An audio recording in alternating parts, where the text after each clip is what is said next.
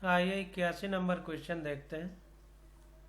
कह रहा है during cleavage what is true about cells.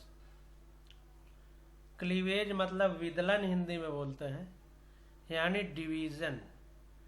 तो हमने आपको बताया था आटा जब गूंथ करके उसको लोई काटी जाती है तो आटा की मात्रा धीरे धीरे कम होगी। तो जब भी क्लीवेज होता है तो जो सेल होती है उसकी साइज धीरे धीरे कम होती है। तो साइज डज नॉट इंक्रीज, ये आंसर सही होगा। तो कह रहा है during cleavage what is true about cells. तो सेल यानी कोशिका के लिए क्या सही होगा? Size does not increase, size इसकी नहीं बढ़ेगी। इसके पहले भी ये क्वेश्चन आ चुका है। तो अनसॉल्व करने का यही फायदा है कि क्वेश्चन की बार बार रिवीजन होता रहता है और प्रैक्टिस हमारी बनी रहती है। 82 नंबर। तो चलिए 81 का सॉल्यूशन देख लेते हैं। तो 81 का बी नंबर सही है कि क्लीवेज के समय सेल साइज डिक्रीजेड ड्यूरिंग क्लीवेज, यानी साइज धीरे धीरे घटता है, बढ़ता नहीं है। तो 81 का बी करेक्ट है। इसका डिटेल नहीं पढ़ेंगे क्योंकि इसके पीछे भी जो क्वेश्चन आया था उसमें हम इसको पढ़ चुके हैं। तब 82 नंबर क्वेश्चन देखते हैं। कह रहा है freshly released human egg has, egg का मतलब अंडा, ओवम जिसको कहते हैं। तो फीमेल में जो ओवम होता है उसमें एक्स क्रोमोसोम होता है।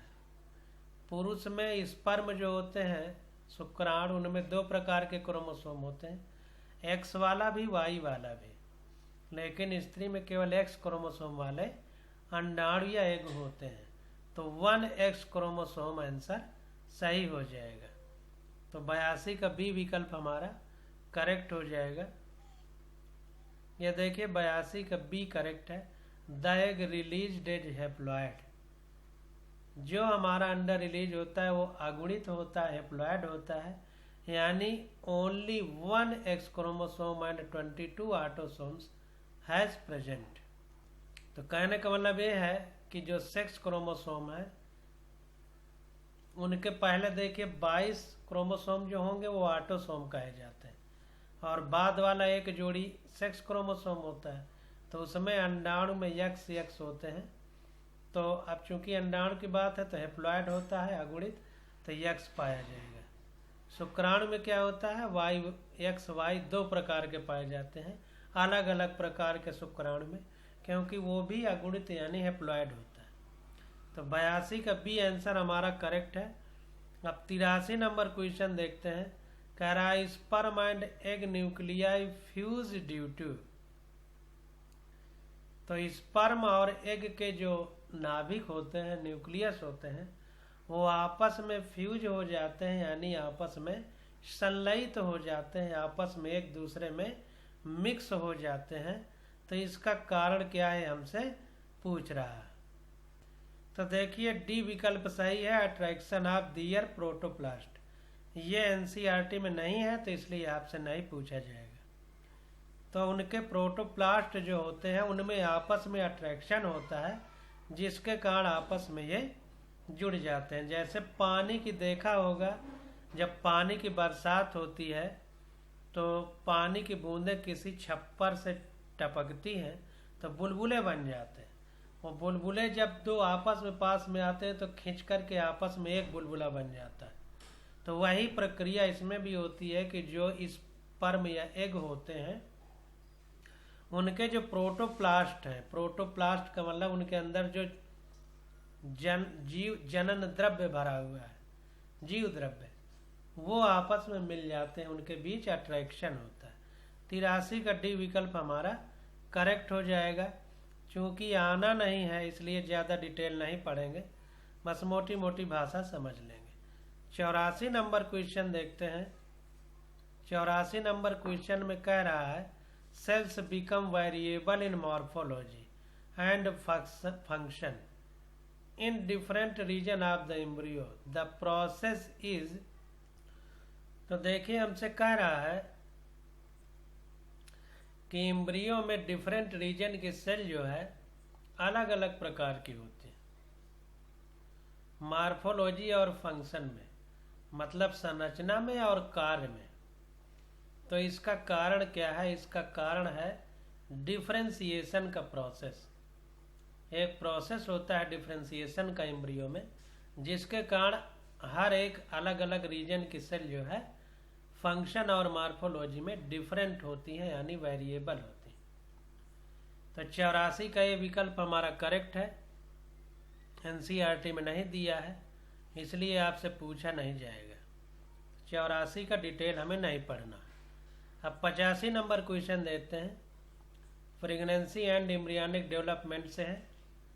कह रहा है match the following columns and select the correct option.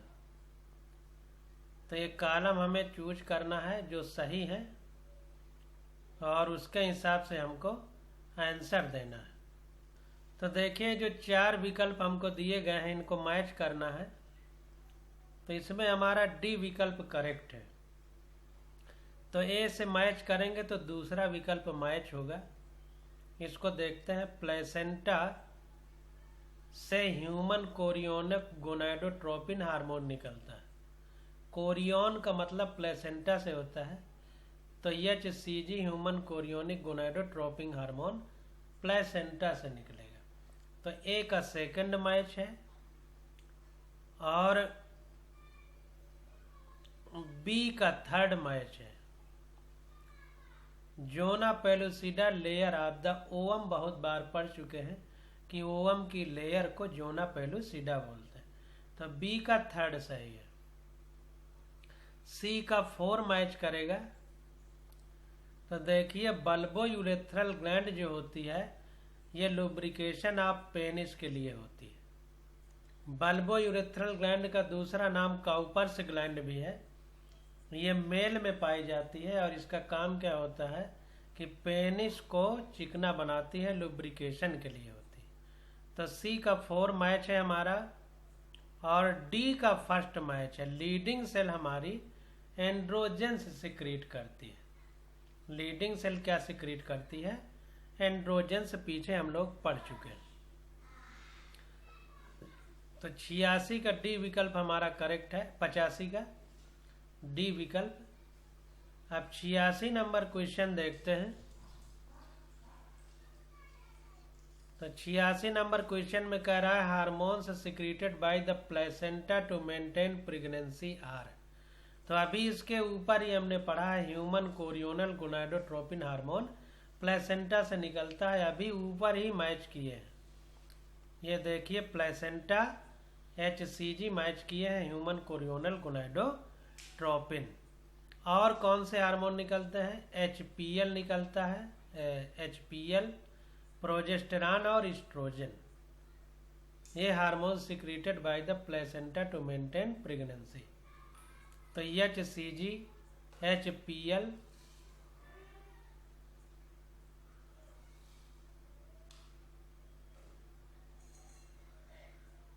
Human chorionic gonadotropin और ह्यूमन प्लेसेंटल लैक्टोजन, जहाँ तक इसका नाम है, प्रोजेस्टेरॉन एंड एस्ट्रोजन, ये हार्मोन निकलते हैं। इसको देखते हैं।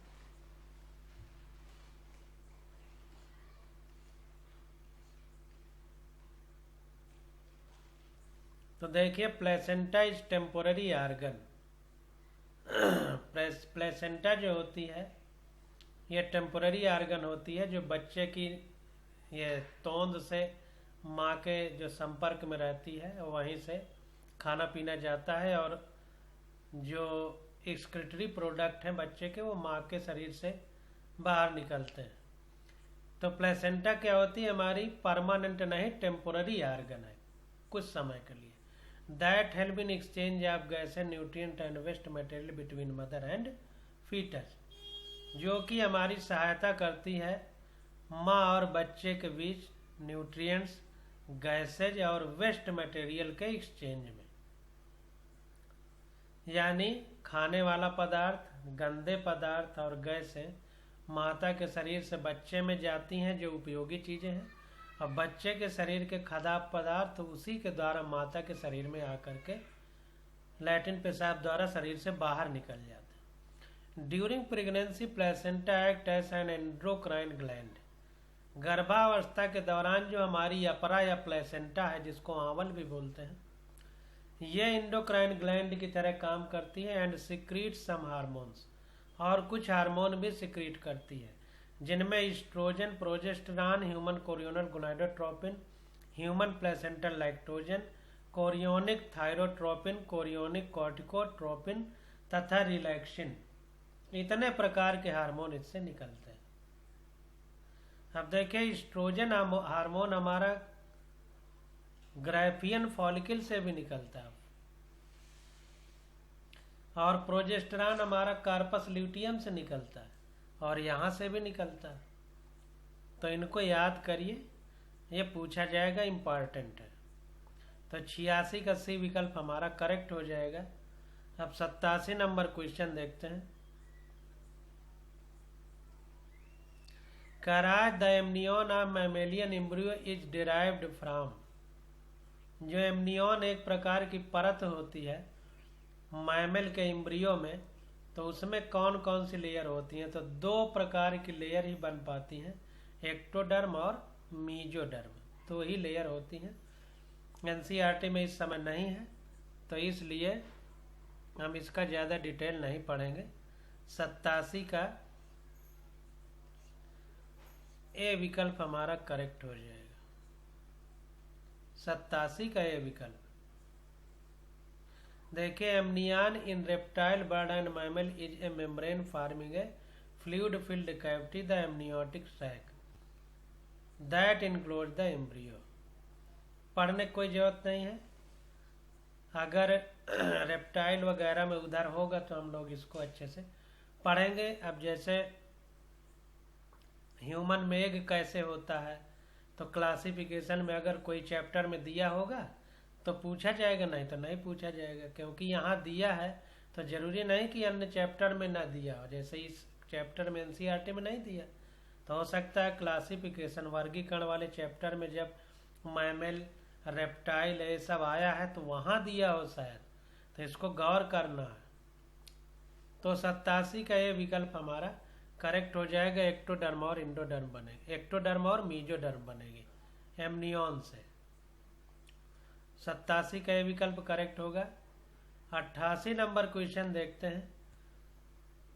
कह रहा है match column first with column second and select the correct option using the given code. तो देखिए, 4 विकल्प यहाँ पर हमको मैच करना है 88 नंबर क्वेश्चन में। तो 88 का बी विकल्प हमारा मैच हो रहा है, तो इसको देखते हैं। तो बी में देखिए क्या है, ए का थर्ड मैच है। तो ए में मॉन्स प्यूबिस है, ये फीमेल एक्सटर्नल जेनाइटेलिया को बोलते हैं, मॉन्स प्यूबिस। यहाँ पर देखिए प्यूबिक सिम्फाइसिस है, लेकिन मॉन्स प्यूबिस शब्द नहीं लिखा गया है, हो सकता है थ्योरी में दिया गया हो। देखिए, एक्सटर्नल जेनाइटेलिया वर्ड दिया गया है, लेकिन mons located in pelvic region दिया है, लेकिन मॉन्स प्यूबिस शब्द नहीं दिया गया है। एनसीईआरटी की बुक हम देख रहे हैं। तो जो मॉन्स प्यूबिस है, ये फीमेल की एक्सटर्नल जेनाइटेलिया है। ए का थर्ड मैच होगा, और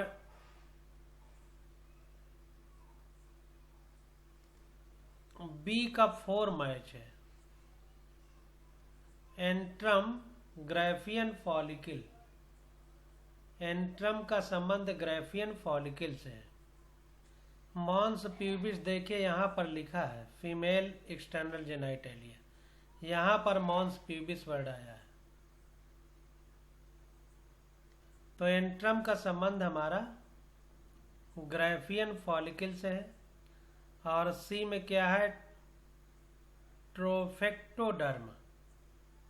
ट्रोफेक्टोडर्म का संबंध एम्ब्रियो फॉर्मेशन से है। ट्रोफेक्टोडर्म का संबंध एम्ब्रियो फॉर्मेशन से है, और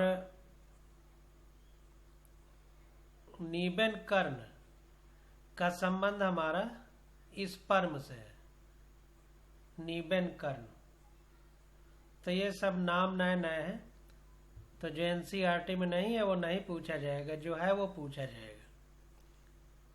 तो देखिए 88 का बी विकल्प करेक्ट है, इसका डिटेल भी नहीं दिया है।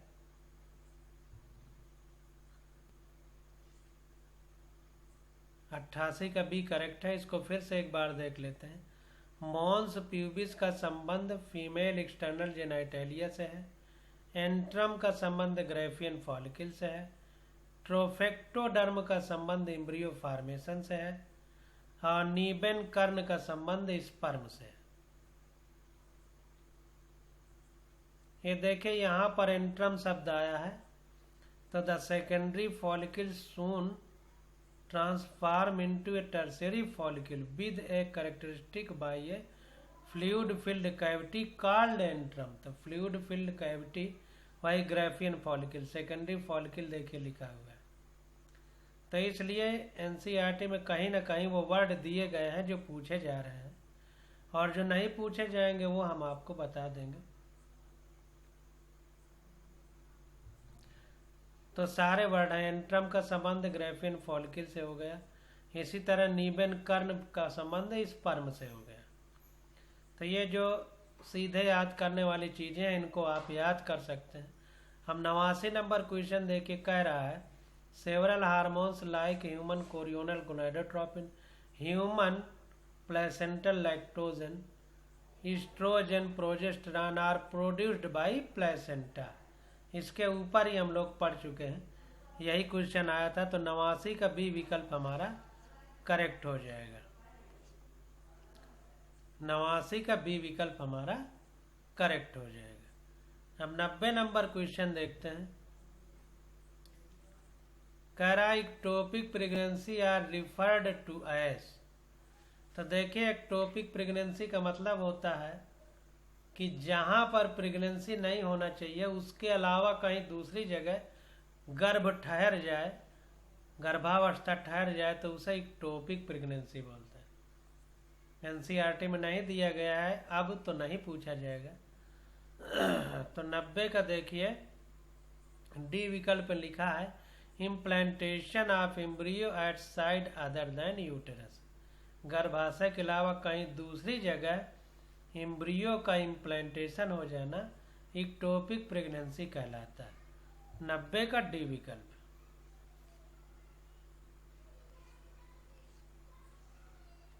90 का डी विकल्प। अब देखिए इसका डिटेल नहीं पढ़ना है क्योंकि एनसीईआरटी में अब नहीं दिया गया है। अब 91 नंबर क्वेश्चन देखते हैं। कह रहा है select the correct option describing gonadotropin activity in a normal pregnant female. तो कह रहा है गोनाडोट्रोपिन की एक्टिविटी का सामान्य गर्भवती महिला पर क्या प्रभाव होगा, ये हमको बताना है। तो देखिए सी विकल्प हमारा करेक्ट है। High level of human chorionic gonadotropin stimulate the synthesis of oestrogen and progesterone. तो HCG का उच्च स्तर, इस हार्मोन का उच्च हो जाना एस्ट्रोजन और प्रोजेस्टेरॉन के फॉर्मेशन को बढ़ा देता है। तो गोनाडोट्रोपिन जो है इसकी एक्टिविटी का नॉर्मल प्रेग्नेंट वोमेन में, फीमेल में यही रोल है कि हाई लेवल ऑफ HCG जो होता है stimulate the synthesis of oestrogen and progesterone. तो 91 का सी विकल्प हमारा करेक्ट हो जाएगा, सी विकल्प। अब इसको थोड़ा सा डिटेल में पढ़ते हैं। कह रहा है trophoblastic cell secrete human chorionic gonadotropic hormone which has properties similar to those of luteinizing hormone LH of the pituitary gland।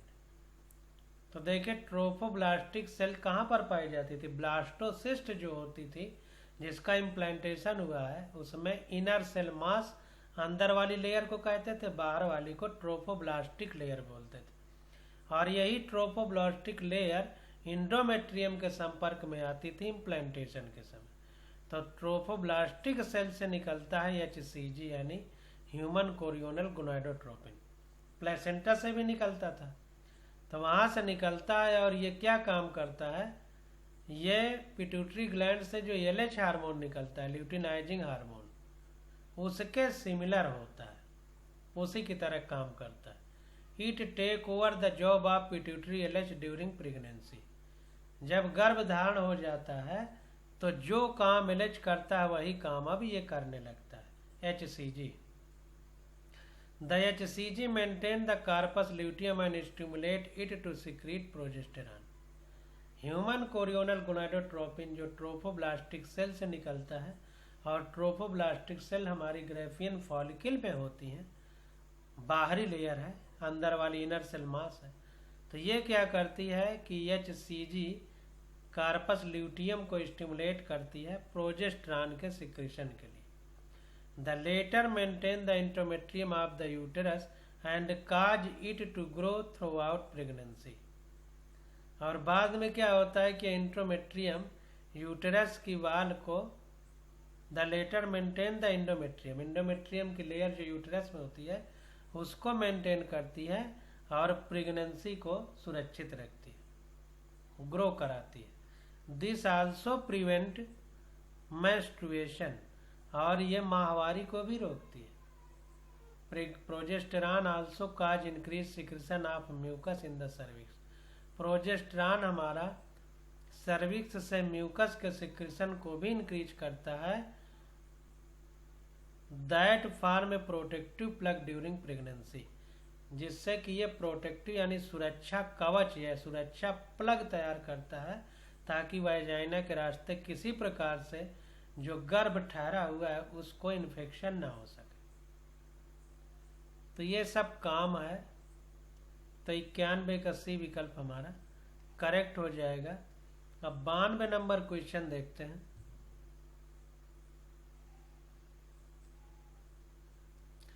कह रहा है which one of the following is not the function of placenta. Not function नहीं है placenta का, वो हमसे पूछा जा रहा है। तो भूल से जो फंक्शन है उसको मत लगा के चले आइएगा। तो देखिए कह रहा है सिक्रीट ऑक्सीटोसिन ड्यूरिंग पार्टुरेशन। तो ये हमने कभी नहीं पढ़ा।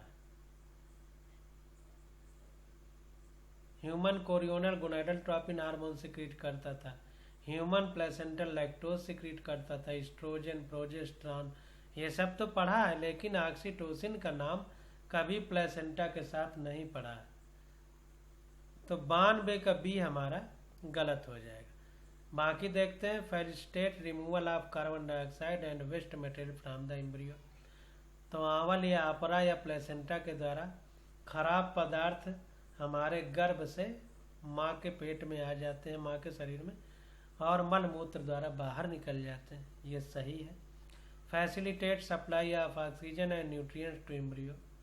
जो गर्भ पल रहा है उसको इसी नाल के द्वारा ऑक्सीजन और खाने योग्य पोषक तत्व मिलते रहते हैं, ये भी सही है। Secrete estrogen, progesterone, HCG, HPL सब सही है। डी भी, लेकिन ये ऑक्सीटोसिन नहीं हमने पढ़ा। तो इसको 92 का देखते हैं। तो 92 का बी हमारा गलत हो जाएगा, बाकी सब सही है।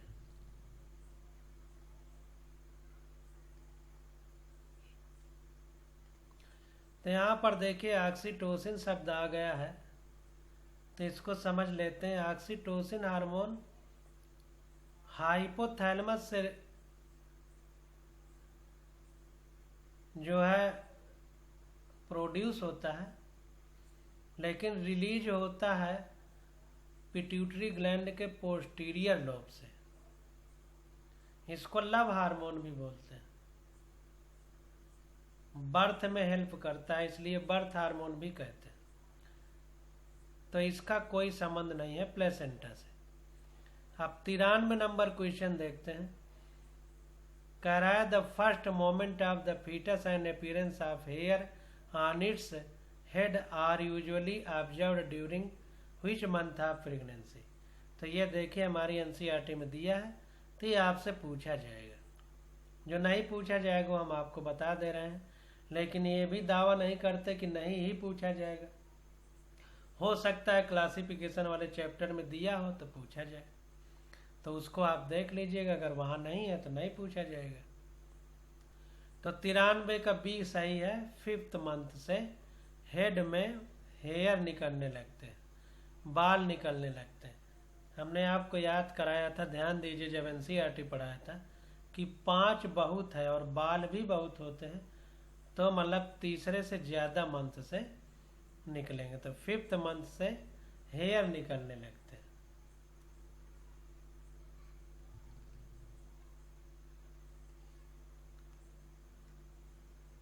तो 93 का भी देखिए करेक्ट है। कह रहा है in human being after 1 month of pregnancy the embryo heart is formed. पहले महीने में देखिए दिल एक ही होता है, तो एक पहले ही महीने में शुरू होता है, 1 महीना, तो एक हार्ट होता है तो 1 महीने में, ऐसे याद रखिए। Bye the end of the 2nd month of pregnancy the fitter develop limb and digit. तो देखिए लिम्ब का मतलब हाथ और पैर, तो हाथ भी 2 होते हैं, पैर भी 2 होते हैं, तो 2 होते हैं तो दूसरे महीने से शुरू होगा हाथ पैर का बनना। By the end of 12 week यानी first trimester most of the major organ system are formed. The first moment of the fetus and appearance of hair on the fetus are usually observed during the 5th month. 5वें महीने में बाल बनते हैं और पहला movement शुरू होता है, पेट में बच्चा चलने लगता है, घूमने लगता है, तो ये 5वें महीने में पहला घुमाव देखने को मिलता है। Bye the end of 24 weeks यानी 2nd trimester the body is covered with fine hair, eyelids separate and eyelashes are formed. 24 week के बाद यानी 2nd ट्राइमेस्टर के बाद बाल से शरीर गिर जाता है, आँखों के पलकें ऊपर नीचे वाली अलग हो जाती हैं और आईलैशेज आर फॉर्म्ड, ये जो बरौनियाँ हैं वो बन जाती हैं। By the end of 9 month of pregnancy the foetus is fully developed and is ready for delivery. और 9वें महीने तक प्रेगनेंसी का जो समय होता है, जो फीटस होता है हमारा, वो पूरी तरह से डेवलप हो जाता है। जब बच्चा पेट में होता है तो उसको फीटस बोलते हैं। ध्यान दीजिए, जब MBBS करेंगे तो ये छोटे छोटे शब्द बहुत महत्व रखेंगे। अब 94 नंबर क्वेश्चन देखते हैं। कह रहा है which extra embryonic membrane in human prevent desiccation of the embryo inside the uterus. तो कह रहा है कौन सी ऐसी मेम्ब्रेन यानी झिल्ली है जो बच्चा यानी एम्ब्रियो जो पेट में रहता है तो उसको धक्के से सुरक्षा करती है। प्रिवेंट डेसिकेशन यानी धक्कों से सुरक्षा करती है। तो एमनियन जो होती है, ये जो है desiccation of embryo inside the uterus prevent करती है, डेसिकेशन से यानी धक्कों से सुरक्षा प्रदान करती है जो पेट में बच्चा पलता है, एमनियन। तो इसको देख लेते हैं।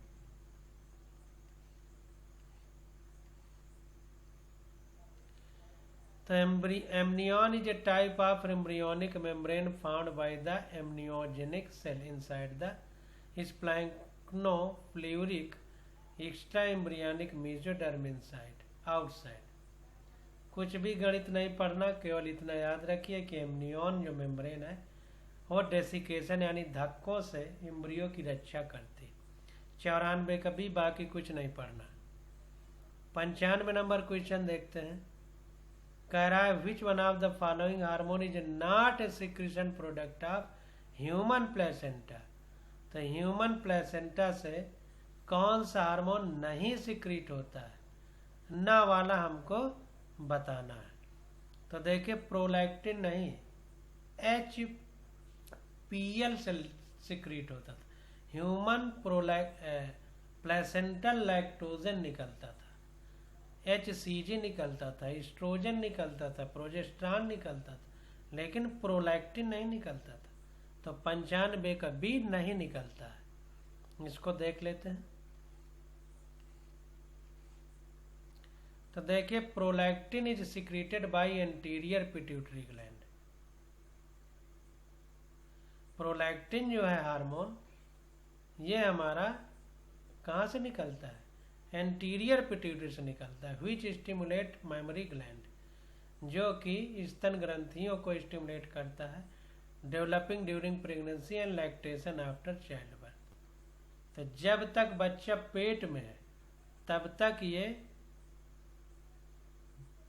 गर्भ यानी प्रेगनेंसी को डेवलप होने के लिए स्टिमुलेट करता है, stimulate memory gland development during pregnancy. जब तक बच्चा पेट में है तब तक स्तन ग्रंथियों को डेवलपमेंट के लिए स्टिमुलेट करता है प्रोलैक्टिन, और जैसे डिलीवरी हो जाती है, चाइल्ड बर्थ हो जाता है, तो उसके बाद यही प्रोलैक्टिन दूध बनने को, लैक्टेशन को प्रेरित करता है। तो ध्यान दीजिए, प्रोलैक्टिन हमारा लैक्टेशन यानी दूध बनने को प्रोत्साहित करता है आफ्टर चाइल्ड बर्थ, बच्चा पैदा होने के बाद। बच्चा पैदा होने के पहले तक क्या करता है? मेमोरी ग्लैंड स्तन ग्रंथियों को डेवलप करता है, ये काम करता है। अब 96 नंबर क्वेश्चन आ जाता है। तो इसकी स्टडी हम लोग अगले लेक्चर में करेंगे। आज बस यहीं तक।